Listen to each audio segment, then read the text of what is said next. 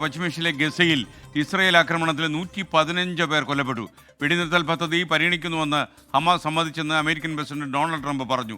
ഗസയിലെ ഏറ്റവും വലിയ ആശുപത്രിയായ അൽ ഷിഫയിൽ ഇന്ധനക്ഷാമം മൂലം നൂറുകണക്കിന് രോഗികൾ മരിക്കുമെന്ന് മുന്നറിയിപ്പ് വന്നിരിക്കുന്നു. ഈ വിവരങ്ങളുമായി വിശദമായി ചർച്ച ചെയ്യാൻ നമുക്കൊപ്പം പി ജെയിംസ് ചേരുന്നു. Good morning P James.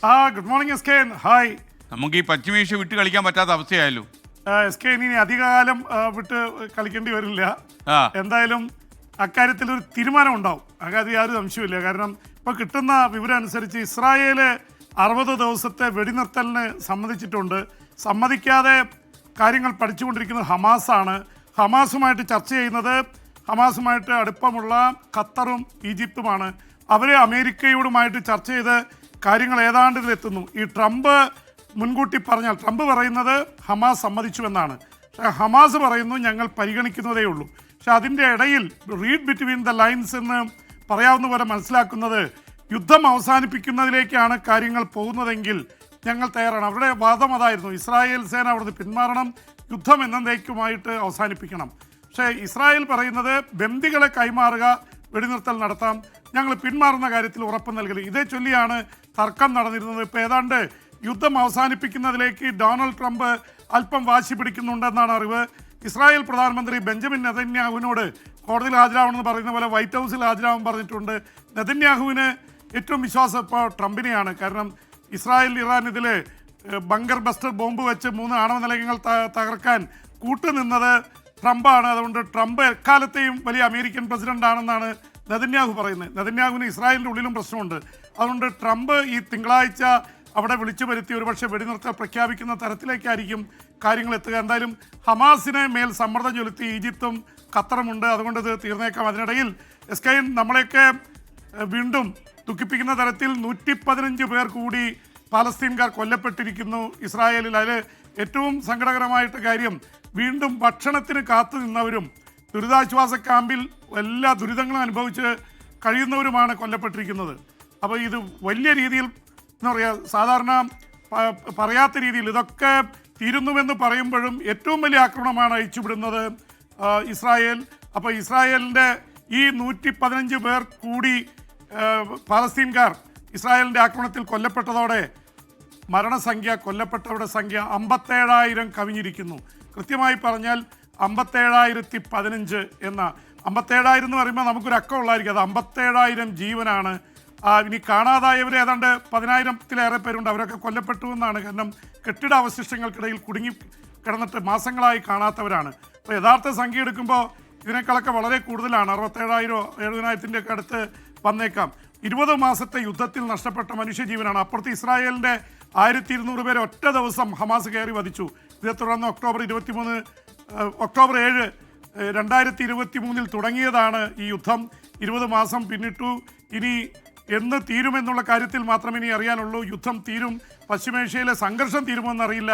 എന്തായാലും യമനിൽ നിന്ന് ഹൂതികൾ ഇപ്പോഴും ഇസ്രായേലിലേക്ക് ബാലിസ്റ്റിക് മിസൈൽ ഈ മണിക്കൂറിലും അയച്ചു. അത് തകർത്തതായിട്ട് ഇസ്രായേൽ സേന പറയുന്നുണ്ട്.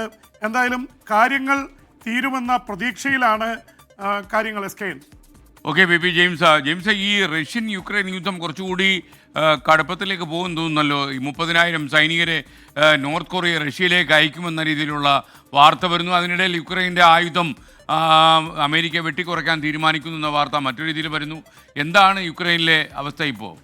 എസ്കെയിൻ, ഇപ്പോൾ താണും ഉയർന്നു നിൽക്കുന്നു എന്ന് പറയുന്ന പോലെ ഇപ്പോൾ റഷ്യയ്ക്ക് അനുകൂലമായിട്ടാണ് കാറ്റ്. കാരണം റഷ്യയിലേക്ക് 30,000 സൈനികരെ അയക്കാൻ വടക്കൻ കൊറിയ തീരുമാനിച്ചിരിക്കുക. ഇപ്പോൾ തന്നെ 10,000 പേര് റഷ്യയുടെ സേനയോടൊപ്പം ഉക്രൈനെതിരെ ഫൈറ്റ് ചെയ്യുന്നുണ്ട്. അപ്പോൾ വടക്കൻ കൊറിയ ആയുധങ്ങൾ നൽകുന്നു, സൈനികരെ അയക്കുന്നു. വടക്കൻ കൊറിയയെ സംബന്ധിച്ചിടത്തോളം അമേരിക്കയ്ക്കും യൂറോപ്പിനുമെതിരെ ഫൈറ്റ് ചെയ്യാൻ എപ്പോഴും റഷ്യയുടെ ഒരു പിന്തുണ വേണം. എസ്കെയിൻ ഒരുപക്ഷെ ഓർക്കുന്നുണ്ടാവും, കിം ജോങ് ഉൻ അദ്ദേഹത്തിൻ്റെ പച്ച തീവണ്ടിയിൽ കയറി റഷ്യയിൽ പോയി സൈബീരിയൻ മേഖലയിൽ പോയി മറ്റേ റഷ്യൻ പ്രസിഡന്റ് വ്ളാഡിമിർ പുടിനുമായി കൂടിക്കണ്ടതും സമ്മാനങ്ങൾ കൊടുത്തതും അങ്ങോട്ടും ഇങ്ങോട്ടും സമ്മാനങ്ങൾ നൽകുന്നുണ്ട്. അപ്പോൾ ആ തരത്തിൽ വലിയ ഒരു ബന്ധമാണ് അവർ തമ്മിലുള്ളത്. അതുകൊണ്ട് റഷ്യക്ക് സൈനികമായിട്ടുള്ള സഹായം നൽകുന്നു. അതിന് ബദലായിട്ട് ഇപ്പോഴത്തെ ഉക്രൈൻ സേനയ്ക്കുള്ള അല്ലെങ്കിൽ ആയുധങ്ങൾ, അത് വലിയ രീതിയിലുള്ള ആയുധങ്ങളുണ്ട്, അതൊക്കെ കൊടുക്കുന്നത് വെട്ടിക്കുറച്ചിരിക്കുകയാണ് ഡൊണാൾഡ് ട്രംപ്. ഇപ്പോൾ തന്നെ സെലൻസ്കി അസ്വസ്ഥനാണ്. സെലൻസ്കി പറഞ്ഞു കഴിഞ്ഞു ഇത് മുന്നോട്ട് പോകാൻ എളുപ്പമല്ല. ഈ യുദ്ധം ഒരുപക്ഷെ തീർക്കാനുള്ള സാധ്യത തെളിഞ്ഞിരിക്കെ ഈ റഷ്യയ്ക്ക് കൂടുതൽ വീര്യം നൽകുന്ന തീരുമാനമാണ് അമേരിക്ക എടുത്തിട്ടുള്ളത്. റഷ്യ യുദ്ധം നീട്ടിക്കൊണ്ടുപോകും. പ്രത്യേകിച്ച് വടക്കൻ കൊറിയയുടെ സൈനികരെ ലഭിക്കുന്നു, അവർക്ക് കൂടുതൽ ആയുധങ്ങൾ ലഭിക്കുന്നു. ഇവിടെ അമേരിക്കയിൽ നിന്നുള്ള ആയുധങ്ങൾ വെച്ചാണ് ഈ ഫൈറ്റ് മുന്നോട്ട് കൊണ്ടുപോയിരുന്നത്. ജോ ബൈഡൻ പാസ്സാക്കി കൊടുത്തതാണ്. പക്ഷേ ട്രംപ് തടഞ്ഞു വെച്ച വാർത്ത ഉക്രൈൻ ഒരു ഞെട്ടലോടെയാണ് കേട്ടത്. യൂറോപ്യൻ രാജ്യങ്ങൾ അസ്വസ്ഥരാണ്. കാരണം അവരെ മേൽ മുഴുവൻ ബാധ്യതയും ഇട്ടുകൊണ്ട് ട്രംപ് പതുക്കെ മാറിക്കളിക്കുകയാണ്. ട്രംപിനെ സംബന്ധിച്ചിടത്തോളം ട്രംപ് ഡബിൾ ഗെയിമാണ്. റഷ്യയോട് പറയുന്ന യുദ്ധം നിർത്തണം, പുടിനെതിരെ ചീത്ത വിളിക്കുന്നു എന്ന് മാത്രമല്ല ഇപ്പോൾ പറയുന്നത് റഷ്യയിൽ നിന്ന് ഓയിൽ അടക്കം വാങ്ങുന്ന ഇന്ത്യ അടക്കമുള്ള രാജ്യങ്ങൾക്കെതിരെ 500% നികുതി വരുമെന്നൊരു ഭീഷണി വന്നിട്ടുണ്ട്. അപ്പോൾ റഷ്യയിലേക്കൊന്നും അയക്കാൻ പറ്റാത്ത അവസ്ഥയുണ്ടാവും. റഷ്യയും ചൈനയ്ക്കെതിരെയൊക്കെ ഇത് ചെയ്യുന്നു പറയുന്നത്. മറുഭാഗത്ത് ഉക്രൈനുള്ള ആയുധം വെട്ടിക്കുറയ്ക്കുന്നു. അപ്പോൾ ഈ ഗസയിലെ യുദ്ധം അവസാനിപ്പിക്കുന്നതിന് പുറമെ യുക്രൈൻ യുദ്ധം അവസാനിപ്പിക്കാനുള്ള നീക്കം കൂടിയാണ് ട്രംപ് നടത്തുന്നത്. കാരണം ആയുധ കച്ചവടം മാക്സിമമായി. ഇനി അമേരിക്കയ്ക്ക് യുദ്ധം മുന്നോട്ട് കൊണ്ടുപോകാൻ താല്പര്യമില്ല എന്ന് മാത്രമല്ല അമേരിക്ക ധാതു നിക്ഷേപം പ്രത്യേകം ശ്രദ്ധിക്കേണ്ട ഒരു കാര്യമാണ്. ഉക്രൈനിലെ ധാതു നിക്ഷേപം മുഴുവൻ എഴുതി വാങ്ങിയിരിക്കുക. അപ്പോൾ അത് ധാതു നിക്ഷേപം സംബന്ധിച്ചുള്ള ഖനനം നടത്തണമെങ്കിൽ യുദ്ധം അവസാനിക്കണം. അപ്പോൾ അമേരിക്കയുടെ താല്പര്യം ഇപ്പോൾ ഉക്രൈൻ യുദ്ധം അവസാനിക്കണമെന്നാണ്. ജോ ബൈഡന് ആ താല്പര്യമില്ലായിരുന്നു. എന്തായാലും അക്കാര്യത്തിൽ ഉക്രൈൻ യുദ്ധം മുന്നോട്ട് കൊണ്ടുപോകാൻ പറ്റാത്ത അവസ്ഥയാണ്. പക്ഷേ ഉക്രൈൻ്റെ 20% പ്രദേശങ്ങൾ ഇപ്പോൾ റഷ്യയുടെ കയ്യിലാണ്. അത് കിട്ടാതെ ഞങ്ങൾ പോവില്ലെന്നാണ് റഷ്യ പറയുന്നത്. 1 ഇഞ്ച് ഭൂമി പോലും വിട്ടുകൊടുക്കില്ലെന്ന് സെലൻസ്കിയും പറയുന്നു. അതുകൊണ്ട് യുക്രൈൻ യുദ്ധം വീണ്ടും സ്പൈറൽ ചെയ്യുകയാണ്. Thank you B James. ഇനി നമുക്ക് നാളെ കാണാം.